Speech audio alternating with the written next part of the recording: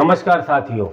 किस प्रकार से सनातन धर्म के मुख्य शंकराचार्य जो भारत संस्कृति में, भारत के धर्म में जो उनको काम है, योगदान है, जो सबसे बड़े जो उनको पद मिला हुआ है शंकराचार्य, उसको भी सरकार ने किनारे करके अयोध्या में राम मूर्ति प्राण प्रतिष्ठा करने जा रही है। जो काम सनातन धर्म में शंकराचार्य को, धर्मगुरु को करना चाहिए, वो सरकार करने लगी। और सरकार ने किस प्रकार से शंकराचार्य हो, धर्मगुरु हो, उसकी उपेक्षा करके उनको एक प्रकार से साइडलाइन किनारे कर दिया और धर्म के ऊपर भी राजनीति किस प्रकार से करने लगे। केवल वोटों के लिए 2024 का चुनाव नजदीक है। सरकार अपनी 5 साल की जो उनकी नाकामी है, पूरे जो उनके 2 शासनकाल हुआ, 5-5 साल का, 10 साल का जो उन्होंने नाकामी है, उसको छिपाने के लिए वो अपनी कोई योजना बता नहीं सकते। किस प्रकार से महंगाई है, बेरोजगारी है, भ्रष्टाचार है, इन मुद्दों को यदि जनता भूल जाए तो उसके सामने इन लोगों ने बड़े ही षड्यंत्र के रूप में जो मंदिर बना नहीं, चुनाव के पहले उद्घाटन करने का उन्होंने चालू कर दिया। उनको भी पता है मंदिर बना नहीं है। सनातन धर्म में जब तक पूरा मंदिर न बन जाए, शिखर जब तक न बन जाए, और सनातन धर्म में शंकराचार्य भी यही बोल रहे हैं कि जब तक पूर्ण मंदिर न बना हुआ हो तो अंदर प्राण प्रतिष्ठा नहीं हो सकती। ये धर्म के विरुद्ध है। लेकिन भारतीय जनता पार्टी धर्म को किस प्रकार से आगे लाकर आम जनता में इस प्रकार से माहौल बना दिया कि देखिए मोदी जी मंदिर बना रहे हैं। अब उसके धर्म के नाम पर वोट लेने के लिए इन लोग कितना गिर सकते हैं। आपने ये भी देखा कि वहां पर अयोध्या में किस प्रकार से जो जमीन घोटाला हुआ, उसमें कौन कौन लोग पकड़े गए, उसका कुछ हुआ नहीं। मिनटों में वहां करोड़ों रुपया कमाया गया। तो उस प्रकार से जमीन का घोटाला, चंदे का घोटाला और राजनीतिक लाभ लेने के लिए किस प्रकार से भारतीय जनता पार्टी शंकराचार्यों को भी साइडलाइन कर दिया। उनका भी कहना नहीं मान रहे हैं और बोलते हैं कि ये रामानंदी का मंदिर है। यदि रामानंदी संप्रदाय का मंदिर है तो उसको सौंप दिया जाए, जो वर्षों से, सैकड़ों वर्षों से उसकी पूजा कर रहे थे।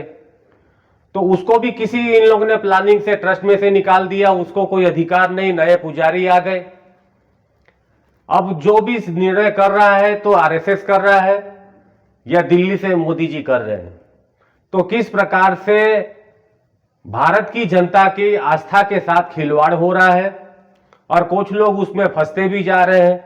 लेकिन अधिकांश जनता को पता है कि ये धर्म के नाम पर वोटों की राजनीति करने वाले हैं। इनके पास कोई मुद्दा है नहीं, इसलिए वो केवल भगवान राम को आगे लाएंगे।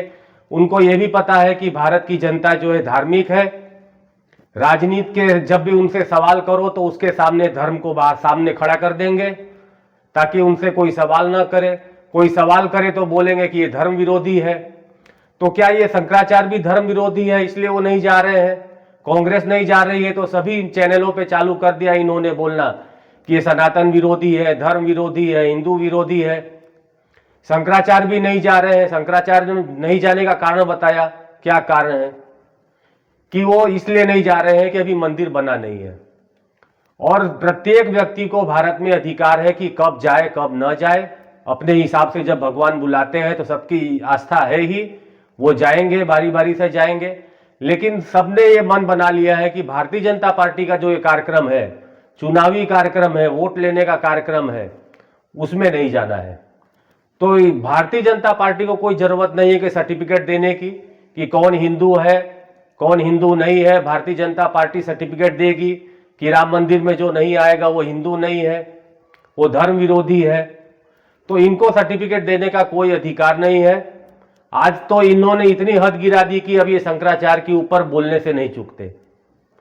आप करिए डिबेट टीवी में, शंकराचार्य के ऊपर भी डिबेट करिए। टीवी मीडिया जो इस समय सरकार की गुलाम बन गई है, चर्चा करिए कि क्यों शंकराचार्य नहीं जा रहे हैं, क्या वहां पे मंदिर पूरा बन गया है कि नहीं बन गया है, क्या क्या उसमें कमियां हैं। धर्मगुरु जो बताते हो उसके हिसाब से ही धर्म की रक्षा होती है, उसके हिसाब से ही मंदिर बनता है। राजनेताओं का काम नहीं है। राजनेताओं का काम है कि जनता की सुविधाओं को पूरा करे, जो उनकी मांग है, देश को व्यवस्थित चलाए, लोगों को रोजगार दे, महंगाई पे काबू करे।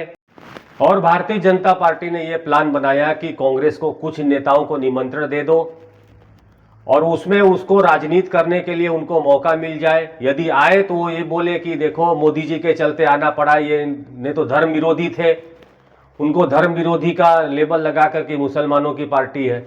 इस प्रकार से बदनाम करने का उनका शुरू से षड्यंत्र जो चला आ रहा था, तब उन्होंने ऐसा सोचा कि यदि आएंगे तो हम लोग बोलेंगे कि देखो मोदी जी के चलते इनको आना पड़ा, उसमें मोदी जी का श्रेय है। देखो ये भी झुक गए, और न आए तो बोले कि ये धर्म विरोधी है, ये देखो ये मुसलमान की पार्टी है, धर्म विरोधी है, हिंदू विरोधी है। तो इस प्रकार से दुष्प्रचार करने का इनका प्लानिंग था। लेकिन कांग्रेस ने मना कर दिया कि हम लोग उस दिन नहीं आएंगे, जब आना होगा तब आएंगे, आगे पीछे जब भी मंदिर बन जाएगा तब आएंगे। लोग स्वतंत्र है कब जाए कब न जाए। शंकराचार्य भी नहीं जा रहे हैं तो उसको भी ये बोलेंगे कि धर्म विरोधी है, तो उसका भी ये प्रचार करेंगे। किस प्रकार से करेंगे कि जो नहीं आ रहा है वो धर्म विरोधी है, हिंदू विरोधी है।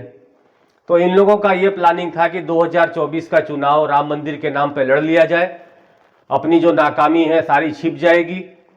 लेकिन उसके सामने जो भारत जोड़ो यात्रा निकल रही है, पार्ट 2 भारत जोड़ो न्याय यात्रा, उससे इन लोग घबरा गए कि उनको पता चल गया कि इंडिया अलायंस और पूरी भारतीय जनता पार्टी के सामने इंडिया अलायंस और कांग्रेस जो यात्रा निकालेगी और वो जन जन तक जाएगी और लोगों को बताएगी कि आपके मुद्दे क्या है, बेरोजगारी है, महंगाई है, भ्रष्टाचार है, उसके बारे में बताएंगे। तो उनको ये लगा कि ये आवाज दब जाए, केवल राम मंदिर का मुद्दा चलता रहे तो हम लोग फिर सत्ता में आ जाएं।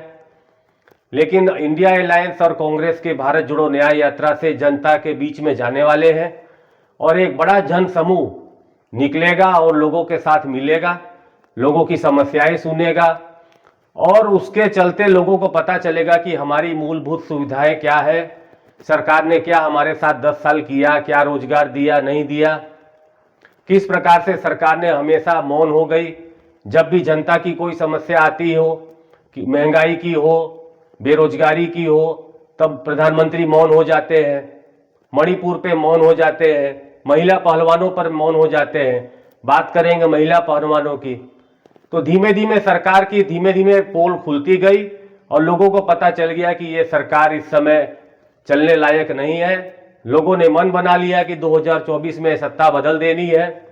उसके चलते धर्म को आगे लाकर फिर से ये सत्ता में बैठने की एक कोशिश कर रहे हैं, लेकिन इसमें ये कामयाब होने वाले नहीं है। लोगों को पता चल गया है कि ये सरकार केवल गुमराह करना जानती है, कोई भी इनकी योजना सफल नहीं हुई। इन्होंने देश को जो 55 लाख करोड़ रुपया देश का कर्ज था 2014 के बाद, इन्होंने 205 लाख करोड़ रुपया कर दिया। महंगाई की बात हो, पेट्रोल की बात हो, बोलते हैं हम गैस सिलेंडर दे रहे हैं, ये नहीं बताते हैं कि हम कितने रुपए का दे रहे हैं।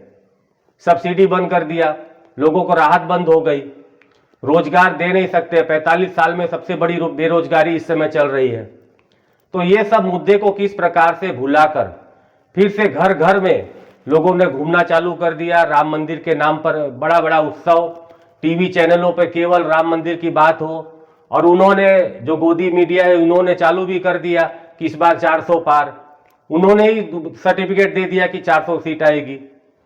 तो किस प्रकार से एजेंडा सेट किया जाता है, लोगों को भ्रम में डाला जाता है कि सत्ता में लोगों के दिमाग में डाल दिया जाए कि हम किस प्रकार से फिर आ जाएंगे सत्ता में 400 सीट लेकर। लोग इतना नाराज है, चुनाव आयोग पर भी नाराज है। आज एक एक जनता बोल रही है कि ईवीएम से चुनाव नहीं होना चाहिए, बैलेट पेपर से होना चाहिए। सुप्रीम कोर्ट के वकील आंदोलन कर रहे हैं, वो बता रहे हैं कि ईवीएम निष्पक्ष नहीं हो सकता चुनाव में, उसमें यदि कुछ ना कुछ गड़बड़ियां हो सकती है, बैलेट पेपर से चुनाव कराइए। वो अपने अलग अलग सुझाव दे रहे हैं, तो उसके ऊपर भी चुनाव आयोग सुनने के लिए नहीं है। तो किस प्रकार से आगे चुनाव होता है, क्या धर्म की उसमें राजनीति में धर्म हावी होगा, भारतीय जनता पार्टी उसमें सफल होगी कि जो भारत के जो जनता के मुद्दे हैं, महंगाई के, भ्रष्टाचार के, बेरोजगारी के, कि वो मुद्दे के ऊपर चुनाव होता है और क्या नतीजा आता है। तो देखिए आने वाले समय में क्या होता है। जय हिंद, जय भारत।